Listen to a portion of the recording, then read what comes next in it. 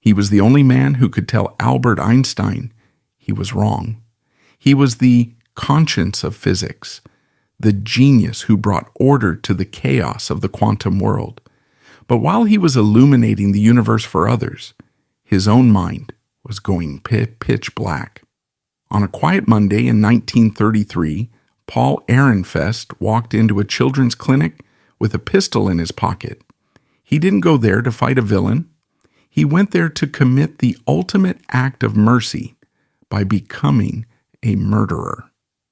How does the man who taught the world to see clearly end up blinded by his own despair? Paul Ehrenfest was born on January 18, 1880, in Vienna, the beating heart of the Austro-Hungarian Empire. To be born in Vienna at that moment in history was to inherit a dual legacy of immense cultural richness and profound psychological pressure. It was the city of the world of yesterday, as Stefan Zweig would later describe it, a place where music, art, and philosophy were treated with religious reverence. The coffee houses buzzed with the ideas of Sigmund Freud, Gustav Mahler, and Arthur Schnitzler. But beneath the waltzes and the whipped cream of the coffee houses lay a city simmering with tension. It was a crumbling empire desperately holding on to tradition while being torn apart by modernism and nationalism. For a Jewish family like the Ehrenfest, the atmosphere was even more complex. Paul's parents, Zygmunt and Johanna, were grocery store owners originally from Moravia. They were part of the great migration of Jews seeking opportunity in the capital. They were not strictly religious in the Orthodox sense. Rather, they were devout believers in the religion of Bildung, education, self-cultivation, and cultural assimilation. From the very beginning, Paul was a study in contrast. He was a physically frail child, prone to coughing fits and nosebleeds, but possessed an intensity that unsettled his teachers. In the rigid rote-learning environment of the Austrian gymnasium, high school, Paul was a disaster. He despised authority. He hated memorizing dates and declensions. He was the student staring out the window, or worse, the one asking the teacher why a rule existed rather than simply following it. His report cards were a landscape of mediocrity, with one glaring exception: mathematics. To young Paul, numbers were not abstract markings on a chalkboard. They were a refuge. While the human world was messy, cruel, and confusing, the world of mathematics was clean. It was honest. If you could prove a theorem, it stayed proved forever. It was in this abstract realm that he found the safety he couldn't find in the streets of Vienna, where the word Jew was increasingly spat as an insult. But the pivotal moment of his intellectual awakening didn't happen in a high school classroom. It happened when he entered the Technische Hochschule and wandered into a lecture hall dominated by a man who looked like a bear and spoke like a prophet. That man was Ludwig Boltzmann. If Paul Ehrenfest is the tragic protagonist of this story, Ludwig Boltzmann is the doomed king whose ghost haunts every scene. Boltzmann was a titan of physics, the father of statistical mechanics. He was a man fighting a lonely war against the scientific establishment. At the turn of the century, most physicists still believed that atoms were merely useful fictions, mathematical bookkeeping devices, not real physical objects. Boltzmann argued they were real. He argued that the world we see, heat, pressure, time itself, was just the statistical result of trillions of invisible atoms colliding in the dark. Ehrenfest sat in the lecture hall, mesmerized. He didn't just learn physics from Boltzmann, he learned a way of being. He saw a man who was passionately, violently in love with the truth. Boltzmann didn't just teach equations, he wrestled with them. He showed Ehrenfest that physics was not a dry catalog of facts, but a desperate, high-stakes struggle to understand the machinery of God. However, Ehrenfest also saw the cost. Boltzmann was a man of extreme emotional volatility, swinging from gregarious highs to crushing, paralyzed lows. He was mocked by his peers, isolated by his brilliance, and tortured by his own mind. Young Paul Ehrenfest, impressionable and sensitive, absorbed it all: the genius, the passion, and the terrifying shadow of mental instability. He didn't know it yet, but he was looking into a mirror of his own future. In 1901, seeking to broaden his horizons, Ehrenfest transferred to the University of Göttingen in Germany. Göttingen was the Mecca of mathematics, home to giants like David Hilbert and Felix Klein. But it wasn't a professor who would change the trajectory of his life there. It was a student. Her name was Tatiana Afanasyewa. In 1901, a woman in a heavy mathematics course was a rarity, often viewed with skepticism or outright hostility by the male-dominated faculty. But Tatiana was undeniable. Born in Kiev and raised in St. Petersburg, she possessed a mind of razor-sharp precision. She was not merely a student, she was a force. When Paul met Tatiana at a mathematics club meeting, the attraction was immediate and intellectual. He was chaotic, intuitive, and prone to wild leaps of logic. She was rigorous, disciplined, and mathematically ironclad. They were perfect complements. Paul would have a brilliant, messy idea, and Tatiana would be the one to check the scaffolding to ensure the math held up. Their courtship was a series of intense debates over thermodynamics and entropy, conducted in long walks through the German woods. It was a romance of the mind. But their union faced a formidable, archaic obstacle: the Austro-Hungarian marriage laws. Paul was Jewish, Tatiana was Russian Orthodox. In the ossified bureaucracy of the empire, a marriage between a Jew and a Christian was forbidden unless one converted. For two people who worshipped only at the altar of science, this was an absurdity. They refused to play the hypocrite. In a bold act of defiance that shocked their families, they both officially renounced their religions.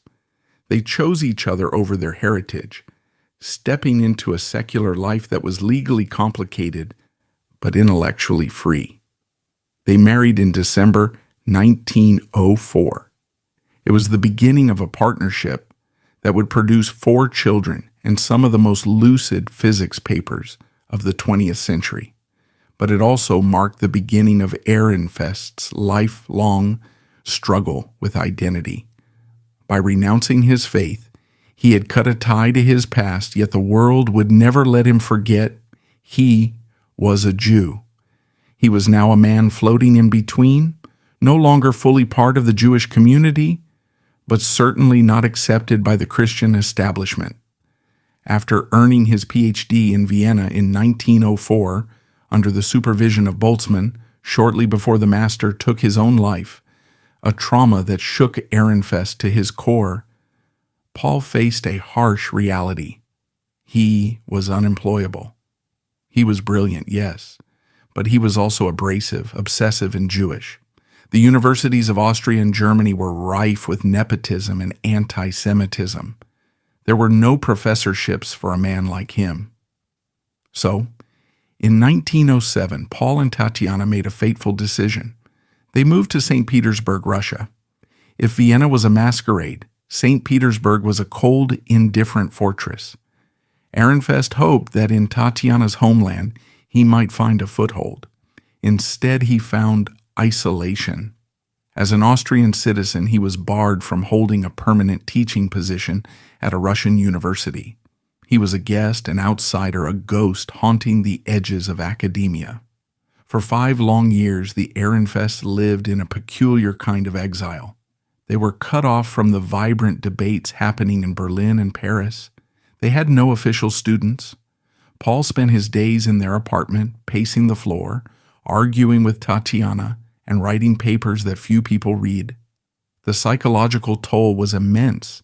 This is where the seeds of his impostor syndrome began to germinate and rot. He felt the world of physics moving forward. Planck had discovered the quantum. Einstein had published special relativity. While he was stuck in the snow, stagnant, he began to doubt his own worth. Was he really a physicist if he had no students? Was he a genius or just a delusional man with a hobby? I feel, he wrote in a diary entry from this period, like a plant that has been pulled up by its roots and tossed onto the pavement. But isolation also bred a unique strength. With no one to impress and no department head to please, Paul and Tatiana went back to basics. They undertook a massive project, a complete conceptual review of Boltzmann's statistical mechanics. Because they had to explain it to themselves without help, they stripped away the confusing jargon and the muddy mathematics. They polished the theory until it gleamed. It was during these wilderness years that Ehrenfest developed his signature style, an obsession with clarity above all else. If he couldn't explain a concept in simple, visual terms, he refused to accept it. He became the enemy of ambiguity. He didn't know it yet, but this obsession would make him the greatest teacher in Europe, if only someone would give him a classroom. By 1912, the desperation was palpable. Ehrenfest was 32 years old, unemployed, with a growing family. He decided to gamble everything on one last tour of Europe. He packed his bags and set off on a pilgrimage to meet the gods of physics, hoping to beg, charm, or impress his way into a job. He traveled to Berlin to meet Max Planck, the father of quantum theory. Planck was polite but distant. He went to Leipzig to meet Arnold Sommerfeld. Again, respect, but no job offers. Then he went to Prague. In a dusty university office in Prague sat a man with wild hair and a mustache, a man who had single-handedly rewritten the laws of space and time 7 years earlier, Albert Einstein. The meeting between Ehrenfest and Einstein is one of the great platonic love stories of science.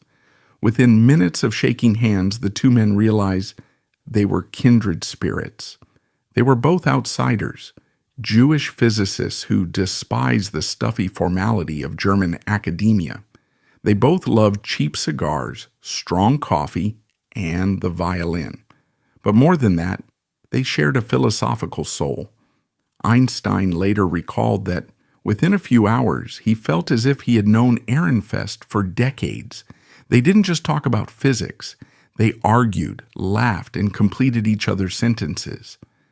Ehrenfest found in Einstein the genius he wished he possessed, a natural, effortless intuition. Einstein found in Ehrenfest something he desperately needed, a critic. Ehrenfest was the only man who could look at Einstein's work and say, "Albert, this part here is nonsense." And Einstein would listen. They parted as lifelong friends, but friendship doesn't pay the rent. Ehrenfest returned to St. Petersburg, empty-handed, sinking back into depression. Then the miracle happened. In the Netherlands, the great H.A. Lorentz, the elder statesman of theoretical physics, a man revered like a saint, was retiring from his chair at Leiden University. Lorentz needed a successor. He needed someone who could handle the complexities of modern mathematical physics, but also inspire the next generation. Lorentz asked Einstein for a recommendation. Einstein didn't hesitate. He didn't recommend a famous established professor. He recommended the unemployed Austrian living in Russia. "He is," Einstein wrote, "the best teacher of physics I have ever met." In late 1912, the telegram arrived in St. Petersburg. It was a lifeline thrown across a continent. Paul Ehrenfest was offered the chair at Leiden. He packed his life into crates. He took Tatiana and their children and boarded a train to the west. As the Russian snow gave way to the flat green fields of the Netherlands, Ehrenfest felt a surge of hope. He was no longer an outcast. He was Professor Ehrenfest. He had a podium. He had a voice. But as he stepped onto the platform in Leiden, a new, darker fear began to whisper in his ear. Now that he had the position he had always dreamed of, The question wasn't whether he could get the job. The question was he good enough to keep it? He was stepping into the shoes of a giant H.A. Lorentz. The spotlight was now on him. And for a man plagued by self-doubt, the spotlight doesn't feel like warmth. It feels like an interrogation lamp. Paul Ehrenfest arrived in Leiden in the autumn of 1912, stepping off the train into a world that was terrifyingly polite. Leiden was not like Vienna, with its noisy coffee houses and neurotic energy. It was not like St. Petersburg, with its grand freezing boulevards and revolutionary whispers. Leiden was a quiet Dutch university town of brick canals, ticking clocks, and soft-spoken propriety. It was a place where order reigned supreme. And at the center of this order stood Hendrik Antoon Lorentz. To understand the crushing weight placed on Ehrenfest's shoulders, one must understand the man he was replacing. H.A. Lorentz was not just a physicist. He was a secular saint. He was the most revered scientist of his generation, a man of such perfect manners, such diplomatic grace, and such encyclopedic knowledge that Einstein called him a living work of art. Lorentz presided over physics like a benevolent king. He never raised his voice. He never made mistakes. He was the embodiment of classical 19th century perfection. And now, here came Paul Ehrenfest. Ehrenfest was short, scruffy, and loud. He wore wrinkled suits. He walked with a frantic, nervous energy. He didn't lecture. He shouted. He paced. He waved his arms. If Lorentz was a classical symphony, Ehrenfest was jazz, discordant, improvised, and intense. From his very first day, the Impostor Syndrome that had whispered to him in Russia began to scream. Ehrenfest was convinced that the university had made a terrible mistake. He felt like a barbarian who had stumbled into a cathedral. He wrote to his friends, panicking that he could never live up to the elegance of Lorentz. He felt that he lacked the mathematical polish, the Olympian detachment that a great professor was supposed to have. But Ehrenfest was wrong about what Leiden needed. Physics didn't need another statue. The world was changing too fast for statues. Physics needed a street fighter. And that is exactly what Ehrenfest was. He moved his family into a large, rambling house at Witte Rosenstraat 57. It was a house that would soon become the unofficial headquarters of European physics. But before he could build his community, he had to conquer the lecture hall. Ehrenfest's teaching style was a shock to the Dutch students. They were used to professors who read from prepared notes, delivering monologues of uninterrupted wisdom. Ehrenfest destroyed that tradition on day one. He didn't want an audience. He wanted a fight. He would stand at the blackboard, chalk dust settling on his shoulders, and pose a problem. If a student gave a rote textbook answer, Ehrenfest would frown. "No, no," he would bark, though not unkindly. "Do not tell me the equation. Tell me the Witz, der Witz, the joke, the essential point." It became Ehrenfest's catchphrase. He believed that if you couldn't strip a theory down to its naked logical core, if you couldn't explain it in a sentence that made you smile with its cleverness, then you didn't understand it. He despised mathematical grease, the tendency of lesser physicists to hide their confusion behind walls of complex algebra. He instituted the Ehrenfest Colloquium, a weekly seminar that became legendary. Attendance was mandatory, but so was participation. In most universities, students sat in terrified silence while visiting Nobel Prize winners spoke. In Ehrenfest's Colloquium, silence was the enemy. He had a rule: anyone could interrupt anyone. It didn't matter if the speaker was a first-year student or Albert Einstein himself. If something was unclear, you asked. If the speaker was blathering, you stopped them. Ehrenfest himself was the chief inquisitor. He would pace the back of the room, listening intently, and then suddenly leap forward. "Stop! Why did you make that assumption? What does it mean physically? Is it essential? Or is it just decoration? It was terrifying, but it was also electrifying. For the first time, students felt that physics was not a dead history of facts, but a living, breathing argument. They realized that their confusion wasn't a sign of stupidity. It was the starting point of discovery. He treated his students like his own children. He invited them to the Witte Rosenstraat house for dinner. He fed them, loaned them money, and played the piano for them. He created a wall of signatures in his guest room, a white wall where every visiting physicist had to sign their name. In time, that wall became a who's who of the 20th century. Einstein, Bohr, Planck, Heisenberg, Pauli, they were all there, guests of the little man who thought he wasn't good enough. Two students in particular flourished under this brutal love, George Uhlenbeck and Samuel Goldschmidt. In 1925, these two young Dutchmen stumbled upon a bizarre idea. They were trying to explain the strange behavior of light emitted by atoms, and they came up with the notion that electrons might be spinning like tops. It was a crazy idea.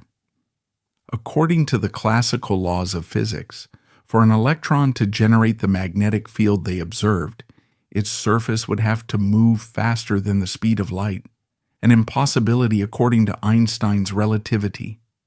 Terrified, Uhlenbeck and Goldschmidt went to Ehrenfest. They wanted to retract their paper. They thought they would be the laughing stock of Europe. Ehrenfest looked at them, eyes twinkling. He had already sent the paper to a publisher. When they panicked, he delivered one of the most famous lines in the history of mentorship.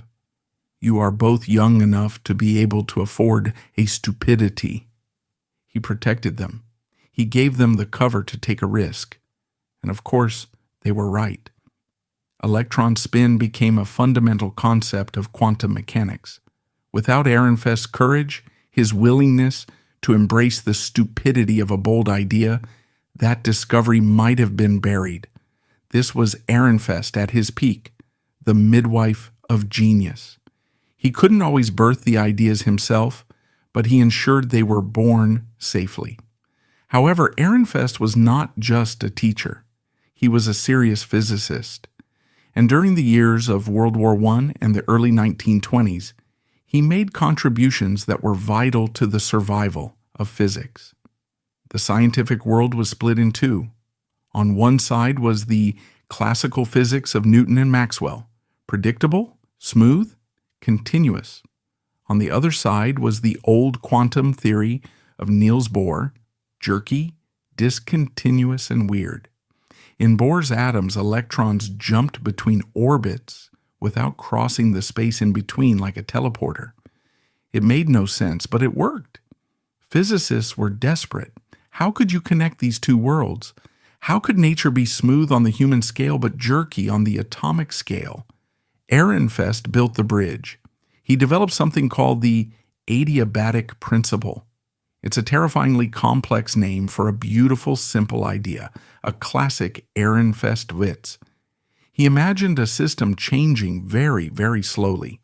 He showed that if you change the conditions around an atom slowly enough, adiabatically, the quantum rules inside the atom don't break.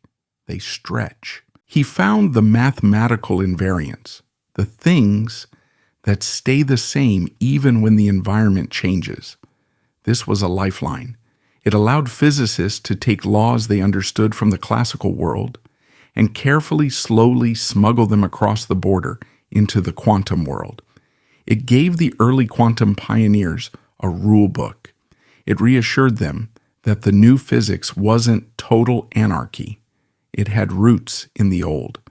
He followed this with the Ehrenfest theorem in 1927. This was his masterpiece of clarity. He proved mathematically that if you take a quantum object, like a wave packet of electrons, and zoom out, the average motion of that packet follows Newton's laws perfectly. He showed that the quantum world wasn't an alien universe. It was the foundation of our universe. The weirdness of the atom averaged out to become the solidity of the baseball. For a few years, Ehrenfest felt a sense of control. He was the great clarifier. He was the man who tidied up the mess. He stood at the intersection of the past and the future, directing traffic, ensuring that the transition from the age of steam to the age of the atom was orderly. But the role of a bridge is a dangerous one. A bridge gets walked on, and a bridge connects two sides but belongs to neither. By the mid-1920s, the fog that Ehrenfest had spent his life clearing began to roll back in, thicker than ever. The old quantum theory, the patchwork physics that he, Bohr, and Sommerfeld had built, was collapsing. It couldn't explain enough. It was failing experiments. A new generation was rising, hungry to tear it all down. These were the boy wonders: Werner Heisenberg, Paul Dirac, Wolfgang Pauli. They were in their early 20s. They had no loyalty to the classical physics of the 19th century. They didn't care about visualizing atoms as little planetary systems. They didn't care about intuition. In 1925, Werner Heisenberg dropped a bomb. He published a paper on matrix mechanics. It was a new way of calculating quantum events, and it was wildly successful, but it was hideous. To Ehrenfest, Heisenberg's work looked like a nightmare. It was pure abstraction. There were no orbits, no electrons moving through space, no pictures. There were only vast tables of numbers, matrices, that you multiplied together to get an answer. When Ehrenfest read Heisenberg's paper, he felt a physical revulsion. He wrote to a friend, "Heisenberg has laid a great quantum egg. It is unvisualizable, abstract, and essentially monstrous." To Ehrenfest, physics was about seeing God's machinery. If you couldn't visualize it, it wasn't physics. It was just accounting. But the monstrous math worked. It predicted the spectrum of helium. It solved problems that had stumped Ehrenfest for a decade. Then came Erwin Schrödinger with his wave equation. This looked more promising. It used waves, which Ehrenfest understood. But then Max Born stepped in and said, "No, these aren't real waves. They are waves of probability." Probability. The floor fell out from under Ehrenfest. The new physics was saying that at the fundamental level, the universe was not determined. You couldn't say, "The electron is here." You could only say, "There is a 30% chance the electron is here." Cause and effect, the bedrock of Ehrenfest's sanity, was dissolving into a casino game of chance. The psychological impact on Ehrenfest was devastating. He was now in his late 40s. In theoretical physics, that is considered old. He watched the boy wonders sprinting ahead, speaking a mathematical language he found ugly and alien. He tried to keep up. He read their papers. He invited them to Leiden. He argued with them. But for the first time, he couldn't find the wits. He couldn't find the simple picture. And he began to suspect that it wasn't because the picture was hidden, but because there was no picture. His letters to Einstein from this period turn dark. The playful, self-deprecating tone vanishes, replaced by a raw, bleeding panic. "I feel like I'm nothing but a grandstand spectator," he wrote. "I see the game being played, I understand the rules, but I can no longer step onto the field." But it was worse than professional obsolescence. His role as the conscience of physics was turning against him. A conscience tells you what is right and wrong. But what happens when the definition of right changes overnight? Ehrenfest found himself in the agonizing position of being the teacher who has to teach a subject he no longer believes in. He had to stand before his students and explain matrix mechanics, all while his soul screamed that it was wrong, that it was hollow, that it was a betrayal of the search for truth. And at home, the sanctuary of Witte Rosenstraat was fracturing. Tatiana, his intellectual partner, was increasingly consumed by the grim reality of raising a special needs child in a world that had no place for him. The domestic burden fell heavily on her, pulling her away from the physics that had been the glue of their marriage. Ehrenfest, in his selfishness and pain, felt abandoned. He didn't see her struggle. He only saw that his sounding board, his checker of logic, was silent. He began to travel more, running away from the quiet house and the terrifying eyes of his son Vasily. He ran to Copenhagen to see Bohr. He ran to Berlin to see Einstein. He was looking for reassurance that the world still made sense. But even Einstein couldn't save him. Einstein was fighting his own war against quantum mechanics, famously declaring God does not play dice. But Einstein was a global icon. He could afford to be a stubborn old rebel. Ehrenfest was just a professor. He couldn't afford to be wrong. As 1927 approached, the tension in the world of physics reached a breaking point. The leading minds of the planet were summoned to Brussels for the Solvay Conference. It was to be the showdown between the old guard and the new quantum revolutionaries. Ehrenfest packed his bags for Brussels with a sense of dread. He knew he would be caught in the crossfire. He knew he would have to choose between his head and his heart. He didn't know that the conference would not only break his heart, but shatter his remaining confidence in his own mind. October 1927. The Hotel Metropole in Brussels was a monument to Art Nouveau opulence, a place of gilded mirrors, velvet drapery, and crystal chandeliers. It was designed to host royalty, but for 1 week in autumn it hosted a gathering far more potent than any Congress of Kings. The Fifth Solvay Conference was the single most concentrated gathering of intellectual power in human history. Of the 29 attendees, 17 were or would become Nobel Prize winners, but they hadn't come to Brussels to pat each other on the back. They had come to decide the nature of reality itself. Paul Ehrenfest arrived in Brussels feeling less like a participant and more like a man walking to the gallows. He knew what was coming. The schism in physics between the deterministic clockwork universe of Albert Einstein and the probabilistic chaotic universe of Niels Bohr was about to erupt into open warfare. Ehrenfest found himself in the most agonizing position of all. He was the man in the middle. Every morning, the ritual was the same. The physicists would gather in the hotel dining room for breakfast.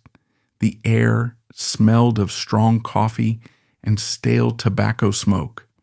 On one side sat the Copenhagen group, led by Niels Bohr and his brilliant young lieutenant Werner Heisenberg.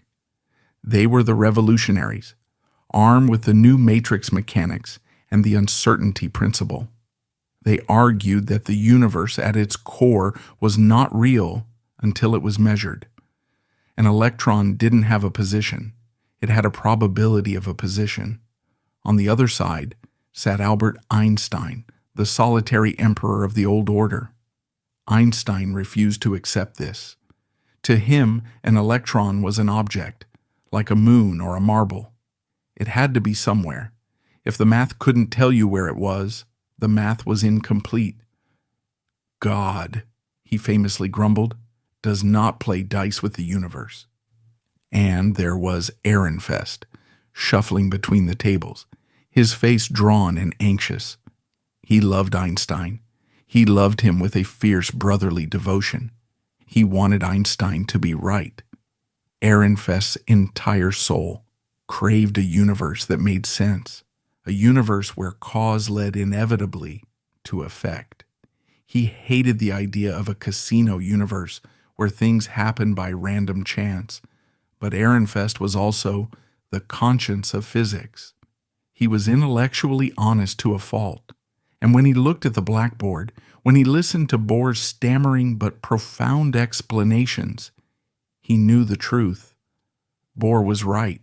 The new math worked. The old world was dead. The tragedy of the Solvay Conference for Ehrenfest wasn't just an intellectual debate, it was a betrayal of his best friend. Throughout the week, Einstein would devise brilliant thought experiments to prove quantum mechanics was wrong.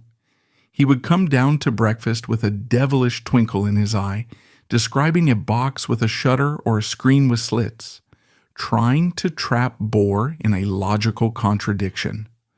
Bohr, often flustered, would mutter and pace, but by dinner time, Bohr and Heisenberg would have solved the riddle. They would prove over and over that Einstein was wrong. Ehrenfest watched this daily humiliation of his idol with growing horror. He saw Einstein, the man who had revolutionized science, starting to look like a stubborn old relic. He saw the younger physicists, the boy wonders like Pauli and Dirac, exchanging pitying glances when Einstein spoke. Finally, the tension broke. In a moment of sheer emotional exhaustion, Ehrenfest turned to Einstein. It was a betrayal born of love. "Albert," Ehrenfest said, his voice trembling, "I am ashamed of you. You are arguing against the new quantum theory just like your opponents argued against relativity 20 years ago." The silence that followed was deafening. It was the harshest thing Ehrenfest had ever said to the man he worshipped. He was trying to save Einstein from irrelevance, trying to shake him awake. But Einstein just smiled his sad, detached smile and shook his head. He would not yield. When the conference ended, the photo was taken, the famous image of the men in trench coats and fedoras. If you look closely at Ehrenfest in the back row, you don't see triumph.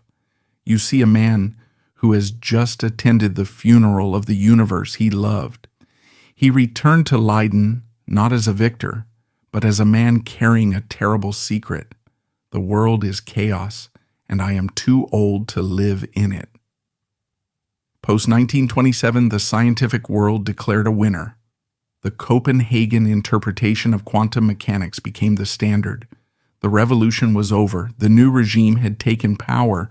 For most physicists, this was a time of excitement. There were Nobel Prizes to be won, new elements to be discovered, nuclear forces to be unlocked. But for Ehrenfest, it was the beginning of the end. He continued to teach. In fact, he taught the new quantum mechanics better than anyone else in Europe. He could explain the uncertainty principle with such clarity that students wept with relief. But it was a performance.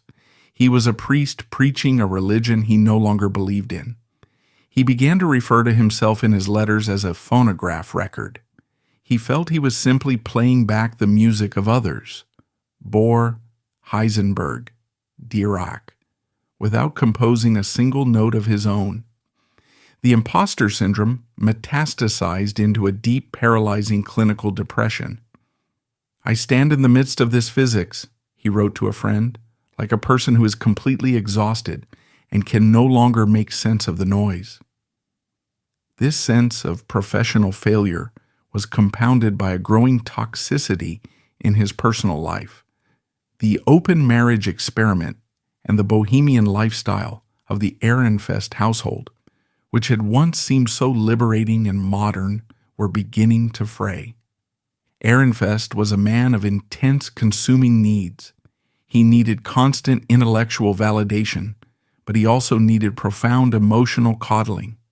Tatiana, his wife and equal, was exhausted.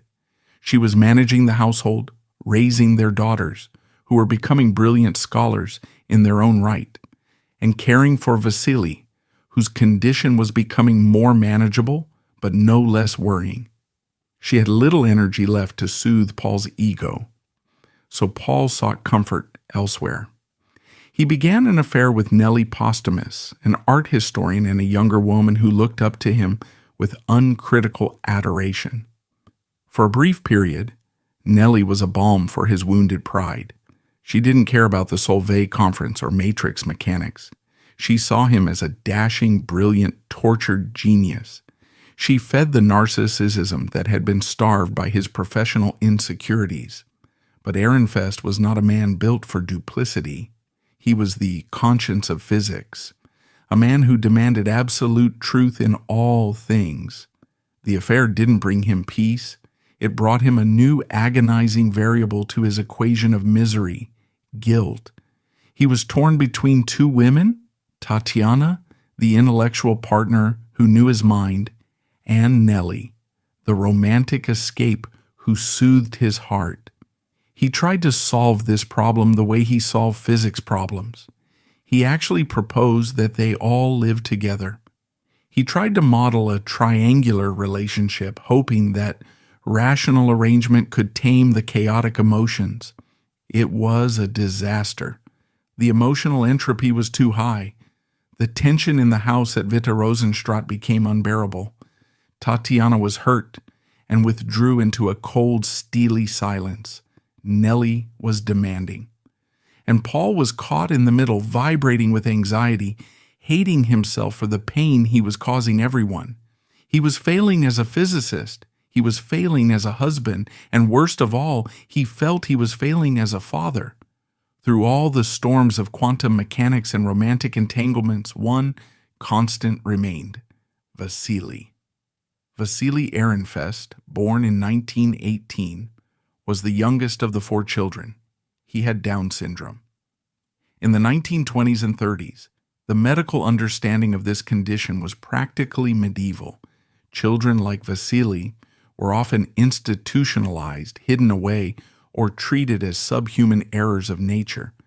But Paul loved Vasily with a desperate, terrifying intensity. He called him Wasik.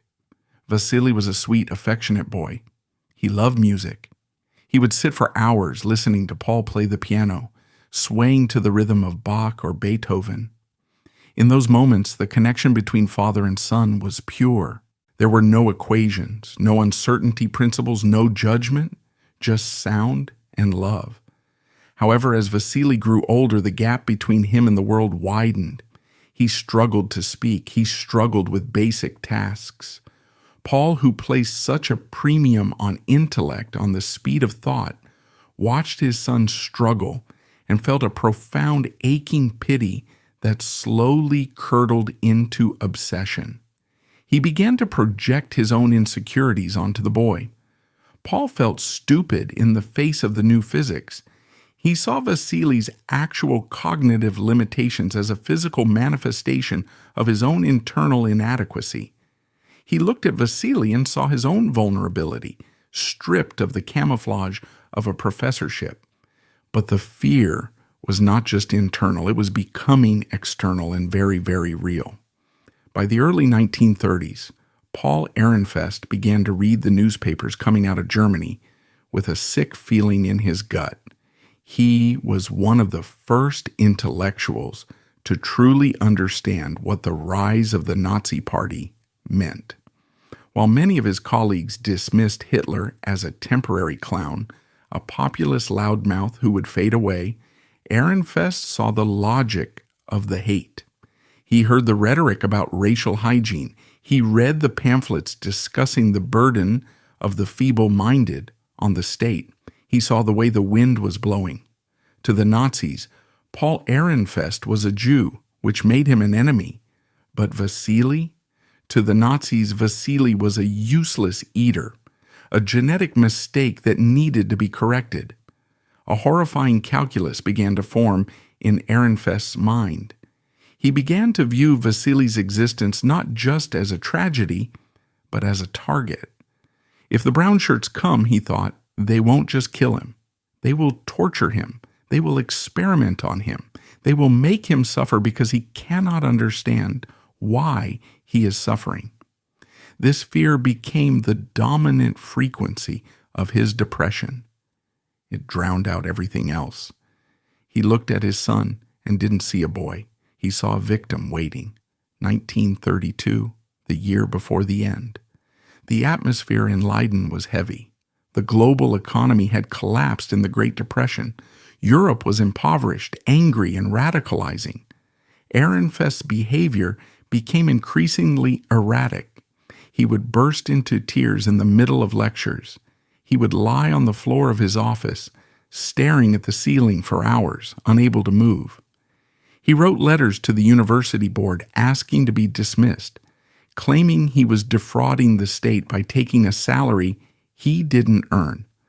The university, to their credit, refused to fire him. They knew he was ill, though they didn't have the language to describe severe clinical depression. They tried to give him a lighter load. They urged him to rest. But there is no rest for a mind that is eating itself. In a desperate bid to save him, his friends intervened. Einstein came to visit. He played the violin while Ehrenfest played the piano. For a few hours, the music held the darkness at bay. But when the music stopped, the silence was louder than before. Einstein, noticing the depth of his friend's despair, tried to offer perspective. He told Ehrenfest that his value lay not in the papers he published, but in the people he inspired. "You are the best of us, Paul," Einstein said, "because you feel it all." But Ehrenfest couldn't hear it. He was past the event horizon. In May 1933, the unthinkable happened. Adolf Hitler became Chancellor of Germany. The Reichstag burned. The law for the restoration of the professional civil service was passed, expelling Jews from university positions in Germany.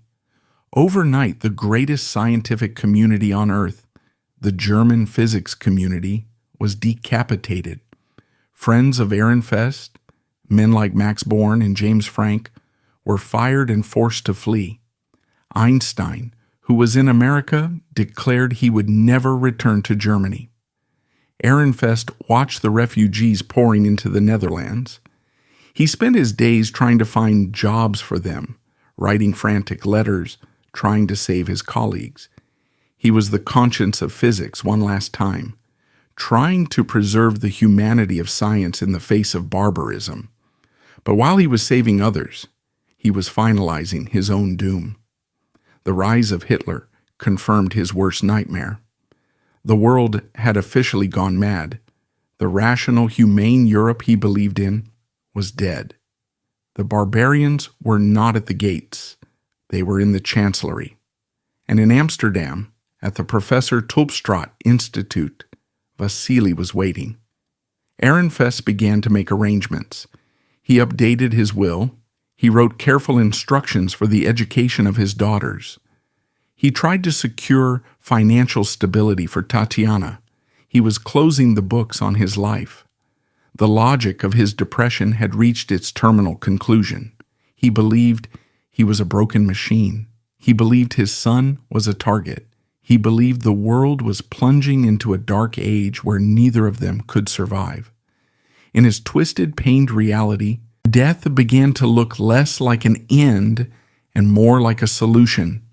It was the only adiabatic transformation left, a way to move from a system of high suffering to a state of zero energy, zero pain. He stopped arguing with the quantum mechanics. He stopped arguing with Nellie and Tatiana. He stopped arguing with himself. He grew strangely calm. It was the calm of a man who has finally solved the equation, even if the answer is one that no one else could bear to look at. On September 25th, 1933, he put on his coat. He checked his pocket for the pistol he had purchased. He took the train to Amsterdam. The train ride was short. The Dutch landscape rolled by, canals, windmills, cows grazing in the green fields. It was a picture of peace. But Paul Ehrenfest wasn't looking at the scenery. He was rehearsing the end. He was preparing to commit the ultimate act of protection, the ultimate act of despair. He was going to save his son from the Nazis. He was going to save physics from his own inadequacy. He was going to turn off the lights. September 25th, 1933, Amsterdam. Paul Ehrenfest stepped off the train. The city was bustling with the ordinary rhythm of a Monday. Bicycles rattled over cobblestones. Shopkeepers arranged their wares. It was the mundane, persistent march of life that Ehrenfest felt entirely detached from. He moved through the crowd like a ghost, a man who had already crossed the threshold. He made his way to Professor Tulpstraat. It was a quiet street, respectable and nondescript. He entered the Common Utility Institute for Sickly Children, the facility where his 16-year-old son, Vasily, was being cared for. When Paul entered the waiting room, the staff greeted him with the deference usually reserved for a distinguished professor. They saw a loving father coming to visit his disabled son. They did not see the Browning pistol weighing down his coat pocket. They did not see the letters in his other pocket, the suicide notes that tried to explain the inexplicable. Vasily was brought into the room. At 16, he was still a child in spirit, gentle, affectionate, and entirely innocent of the darkness consuming his father. He likely smiled when he saw Paul. For Vasily, his father was a source of music and warmth, the man who played the piano and held his hand. Paul looked at his son. In that moment, the distorted logic of his depression clamped down with the force of a physical law. He did not see a boy in a safe clinic. He saw a lamb waiting for the slaughter. He saw the brown shirts marching in Berlin. He saw the inevitable invasion of the Netherlands. He saw a future where Vasily would be subjected to the mercy of the Nazi eugenics program, a program that viewed the disabled as life unworthy of life. Ehrenfest believed with a terrifying absolute certainty that he was the only thing standing between his son and hell. And since he had decided he could no longer live, he could not leave Vasily behind to face that hell alone. It was an act of catastrophic love. It was the ultimate adiabatic invariant. He wanted to keep Vasily safe, even if safety meant non-existence. Paul drew the pistol. He aimed it at the person he loved most in the world. The shot was sudden and final. Vasily collapsed. His suffering ended before he could ever understand the cruelty of the world his father feared. In the ringing silence that followed, Paul Ehrenfest turned the gun on himself. There was no hesitation, no second thoughts. He had solved the problem. He had removed the variables. He pulled the trigger. The second shot echoed through the institute, a violent period at the end of a sentence that had begun with such promise in Vienna 53 years earlier. Paul died instantly. Vasily tragically lingered for hours before passing away. The conscience of physics had committed an act that defied all conscience, yet was born of a tortured, desperate morality. The news traveled through the scientific nervous system of Europe faster than a telegram. Ehrenfest is dead. It hit the community with the force of a physical blow. In Copenhagen, Niels Bohr was devastated. In Zurich, Wolfgang Pauli, usually so cynical and hard, was silenced. But nowhere was the grief deeper than in Princeton, New Jersey, where Albert Einstein was living in exile. Einstein and Ehrenfest were not just colleagues, they were soulmates. Einstein had often said that Ehrenfest was one of the few people who truly understood him.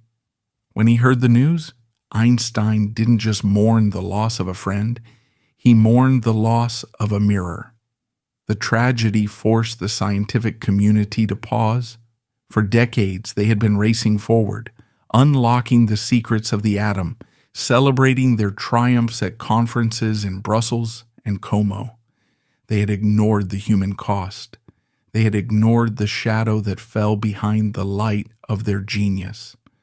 Ehrenfest's suicide forced them to look at that shadow. Einstein penned an obituary for his friend. It remains one of the most moving pieces of writing in the history of science. It was titled simply Paul Ehrenfest in Memoriam. In it, Einstein didn't focus on the adiabatic principle or the phase transitions. He focused on the pain. He was not merely the best teacher in our profession whom I have ever known, Einstein wrote. He was also passionately preoccupied with the development and destiny of men, especially his students. To understand others, to gain their friendship and trust, to aid anyone embroiled in outer or inner struggles, to encourage youthful talent, this was his real element. Einstein then cut to the heart of the tragedy. His tragedy lay precisely in an almost morbid lack of self-confidence. He suffered from the fact that his critical faculties transcended his constructive capacities. In the end, it was the conflict of conscience that drove him from life. It was a diagnosis as precise as any physical law. Ehrenfest had died of an excess of criticism. He had analyzed himself until there was nothing left but flaws. The funeral in Amsterdam was a somber affair. The surviving family, Tatiana, and the 3 daughters, Tatiana, Galinka, and Anna, stood in the wreckage of their lives. Tatiana Afanasyewa, the brilliant mathematician who had been Paul's partner in mind and life, showed a stoic Russian resilience. She had lost her husband and her son in a single moment of madness. Yet, she did not crumble. She dedicated the rest of her life to organizing Paul's papers, ensuring his legacy survived, and continuing her own work in geometry and didactics. History favors discoverers, but Paul Ehrenfest refuses to fade. Modern science keeps finding him waiting in the foundations. His once niche work on phase transitions is now central to cosmology and superconductivity, while his influence on student Jan Tinbergen helped birth the field of econophysics. Even today, the Ehrenfest theorem serves as a critical bridge in the development of quantum computing, yet his most enduring legacy was living tissue. The Ehrenfest school trained the architects of the 20th century, including Fermi and Uhlenbeck. Robert Oppenheimer was so deeply influenced by Ehrenfest's culture of brutal honesty that he modeled the intellectual atmosphere of Los Alamos on Ehrenfest's seminars in Leiden. In a strange twist of history, the Manhattan Project was a spiritual child of Ehrenfest's classroom. Paul Ehrenfest haunts the modern world as the first true casualty of the scientific age. He is the canary in the coal mine for the mental health crisis in academia, proving that high intelligence offers no immunity to the crippling doubt of impostor syndrome. His final tragedy, a murder-suicide driven by the fear of rising fascism, was a heartbreaking error. He applied the ruthless logic of thermodynamics to human history, forgetting the one variable physics cannot quantify: hope. Ultimately, Ehrenfest exists in a state of historical superposition. He is both the broken man consumed by darkness and the vibrant teacher who illuminated the path for giants like Einstein and Bohr. He was not a mountain, but the vital valley connecting them. His legacy endures not in equations, but in the intellectual honesty of every student who dares to interrupt a lecture to ask, "But what does it really mean?"